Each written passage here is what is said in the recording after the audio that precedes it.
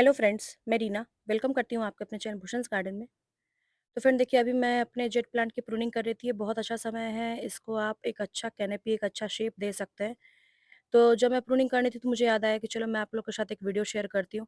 तो ये आज से मैंने 1 साल पहले इस प्लांट को एज़ अ कटिंग लगाया था, थोड़ी-सी थिक कटिंग लगाई थी। और थिक कटिंग लगाने के बाद इसमें जब जड़ें आ गई थी तो मैंने इसे 12 इंच के पॉट में रिपॉट कर दिया था। और ये एक साथ मैंने 2 प्लांट रिपॉट किया था और दोनों ही बहुत अच्छे चल रहे हैं और दोनों का रिज़ल्ट मुझे बहुत अच्छा देखने को मिला। जब मैं इसे रिपॉट की थी तो मैं इसे सैंड, सॉइल और थोड़े-से वर्मी कंपोस्ट में ऐड करके 12 इंच के पॉट में मैंने इसे लगा के पूरे फुल धूप में रख दिया था। और जब इसमें जड़ें आ गई तो मैं थोड़ी-सी हल्की वायरिंग की थी, बहुत ज़्यादा वायरिंग नहीं की थी मैंने। तो अभी देखिए मैं आपको इसका रिज़ल्ट दिखा रही हूँ, 1 साल के बाद ये कितना ज़्यादा अच्छे से ग्रो कर गया है और ग्रो करने के साथ-साथ इसमें पूरी की पूरी रूट बाउंड हो गई है। तो मैं आज इसे रिपॉट करूँगी और रिपॉट मैं इसलिए नहीं करूँगी कि मैं इसे दूसरे पॉट में लगाऊँ, मैं इसी गमले में इसे लगा कर रखूँगी। बस मैं इसकी थोड़ी-सी मिट्टी चेंज करूँगी क्योंकि अभी मानसून का बहुत अच्छा समय चल रहा है, तो मैंने सोचा कि ये काम मेरे लिए परफेक्ट होगा अभी करना।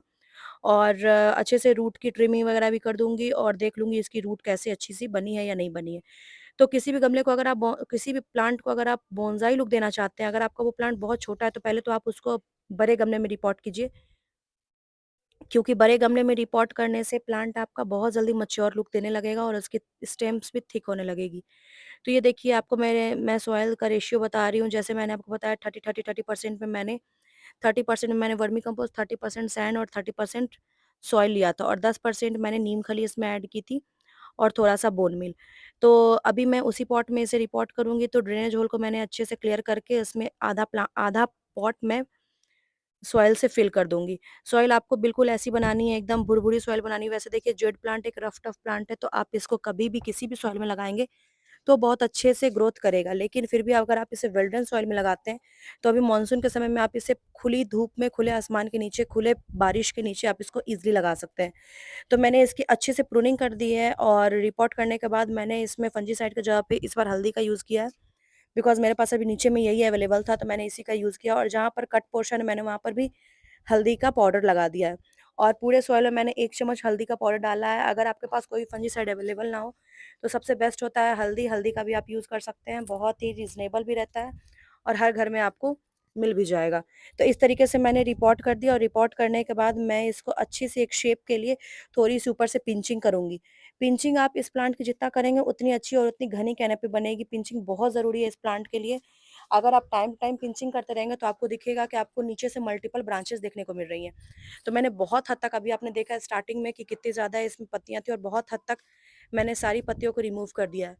और ये जो आपको खाली-खाली डंडी दिख रही है ना, ये फिल हो जाएगी। इसके लिए आपको बहुत ज़्यादा सोचने की ज़रूरत नहीं है, क्योंकि जेड प्लांट एक ऐसा प्लांट है कि अगर आप पूरा का पूरा पत्ती भी निकाल देते हैं ना, तो भी वो वापस से रीग्रो कर जाती है और बहुत अच्छी कैनोपी भी मेंटेन कर लेती है। तो इसी गमले में मैं इसे रहने दूँगी बिकॉज़ बहुत ज़्यादा अभी मैच्योर नहीं हुई है इसकी कटिंग। वैसे मैं चाहूँ तो इसे अलग-अलग गमले में लगा सकती हूँ, लेकिन इस 2 कटिंग के लिए 12 इंच का पॉट मोर दैन सफिशिएंट है। इसमें अच्छे से न्यूट्रिशन वाला मैंने फर्टिलाइज़र भी डाला है और समय-समय पे मैं इसमें सीवीड का लिक्विड डालती रहूँगी हर महीने में 1 बार और 2-3 महीने में आप 1 बार इसमें आराम से ईज़िली ये वर्मी कंपोस्ट के साथ-साथ बोन मिल मिला सकते हैं।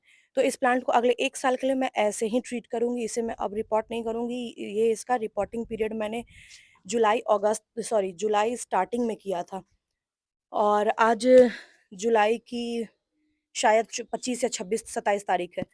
तो इस तरीके से मैं इसे रिपोर्ट करने के बाद इसको पूरे के पूरे खुले धूप में रख दूँगी। कोई भी रिपोर्टिंग शॉक इसको नहीं लगेगा। मैं आपको आगे इसका रिज़ल्ट दिखाऊँगी कि ये आफ्टर 20 से 25 दिन कैसा रिज़ल्ट आपको देखने को मिल रहा है।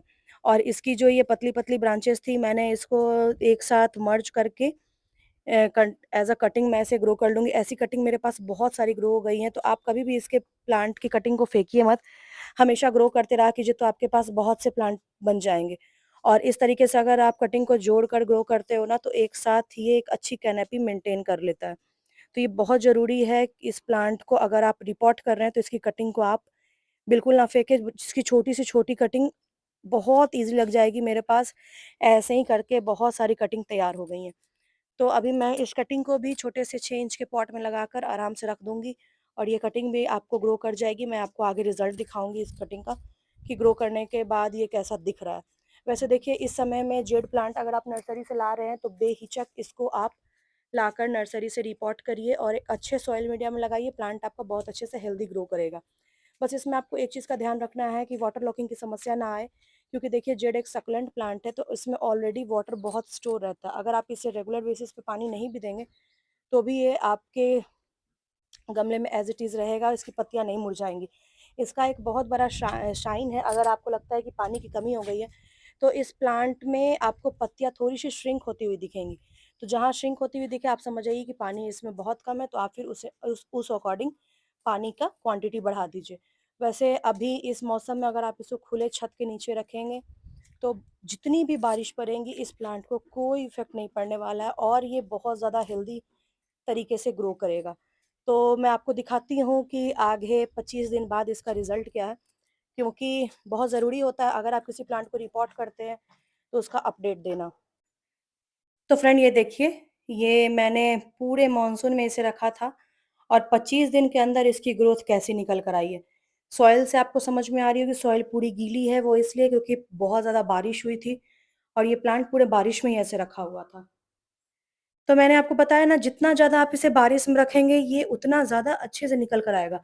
बस आपको एक चीज़ का ध्यान रखना है कि इसमें आपको बहुत ज़्यादा अच्छा वेल ड्रेन सॉइल बनाना है तभी आप इसको बारिश में रख सकते हैं।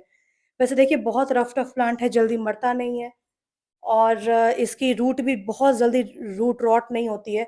और अभी मैं आपको इसकी कैनोपी दिखा रही हूँ, जैसे मैंने इसे कटिंग किया था वहाँ से ये पूरी की पूरी फिल हो चुकी है। तो बहुत अच्छा रिज़ल्ट मुझे देखने को मिला और मैंने इसमें आपको बताया कैसी आपको सॉइल बनानी है, आप बिल्कुल परफेक्ट वैसी सॉइल बनाइए। और देखिए मैं इसे टाइम टू टाइम ऊपर से पिंचिंग करती रहती हूँ, जितने अच्छे से मैं इसे पिंचिंग करूँगी, जितना ज़्यादा बार मैं इसे पिंचिंग करूँगी उतनी ज़्यादा घनी कैनोपी बनेगी। तो मुझे बहुत अच्छा रिज़ल्ट देखने को मिला और वैसे आपको मैं दिखाती हूँ इसका कटिंग भी मैं आपको आगे दिखाऊँगी कि उसकी कटिंग भी कुछ कटिंग लग गई और कुछ कटिंग बेकार हो गई, क्योंकि मैंने कटिंग लगाने के बाद भी इसे खुले आसमान के नीचे रखा था। उसका रिज़ल्ट थोड़ा-सा तो देखिए अगर आप कटिंग लगाते हैं तो 2-4 कटिंग तो आपकी जाएँगी ही, लेकिन बहुत ज़्यादा अच्छे क्वांटिटी में आपकी कटिंग ग्रो भी कर जाएँगी। तो मैं बहुत सैटिस्फाई हूँ इसकी रिपोर्टिंग से, तो अभी आप इस प्लांट को जल्दी-जल्दी रिपोर्ट कर लीजिए, क्योंकि मानसून एक बेस्ट टाइम होता है प्लांट के रिपोर्टिंग का और बहुत अच्छा आपको रिज़ल्ट मेरे ही जैसे आपको देखने को मिलेगा। इसके स्टेम्स मैं आपको दिखा रही हूँ, इतनी भी थिक नहीं हुई है, लेकिन हाँ, एक छोटी बोनसाई के लिए बहुत परफेक्ट है। बट मैं इसे अगले 1 साल के लिए फिर इसे एक पॉट में ही रखूँगी, इसी पॉट में रखूँगी ताकि इसकी स्टेम्स थोड़ी-सी और थिक हो जाए। वैसे मेरे पास जेड प्लांट के बहुत सी क्वांटिटी में प्लांट हैं, जो मैं आपको टाइम टू टाइम दिखाती रहती हूँ। ये दोनों प्लांट मेरा कटिंग से ग्रोन प्लांट था, इसलिए मुझे इसमें बहुत ज़्यादा उम्मीद थी कि शायद कटिंग से इतनी ही इससे पतली-पतली मैंने कटिंग लगाई थी, लेकिन ये देखिए कितने अच्छे से ग्रो कर गई है। तो चलिए मैं आपको दिखाती हूँ कि इसकी कटिंग का क्या अपडेट है। कटिंग भी आप इस मौसम में अगर लगाते हैं, वैसे देखिए इसी कटिंग आप कभी भी लगा सकते हैं, सिर्फ़ बहुत ज़्यादा विंटर छोड़ के। बहुत ज़्यादा समर में भी आप इसी कटिंग लगाएँगे ना तो बहुत अच्छे से ग्रो करेगा। कटिंग इसकी कभी भी चल जाती है और मानसून के समय में कोई भी प्लांट की कटिंग बहुत अच्छे से ग्रो कर जाती है। कभी आपको उसमें उसमें कुछ भी मेहनत करने की ज़रूरत नहीं है। तो कटिंग को मैंने लगाकर ऐसे ही रख दिया था और ये बहुत सारी कटिंग मेरी तैयार हो गई हैं। ये तो मैं आपको एक गमले का दिखाती हूँ जो मैंने इस प्लांट से कट करके लगाया था। वैसे और भी बहुत सारी कटिंग है, जब भी मैं इसकी प्रूनिंग करती हूँ तो इसकी कटिंग लगाती रहती हूँ। तो ये देखिए आपको रिज़ल्ट दिखा, आपको कटिंग का कितना अच्छा रिज़ल्ट है। तो इस टाइप की छोटी-छोटी कटिंग भी अगर आप लगाकर छोड़ देते हो ना, तो आने वाले समय में ये बहुत ही थिक स्टेम्स में कन्वर्ट हो जाएँगी और आप चाहो तो इसे मामे बोनसाई बना सकते हो।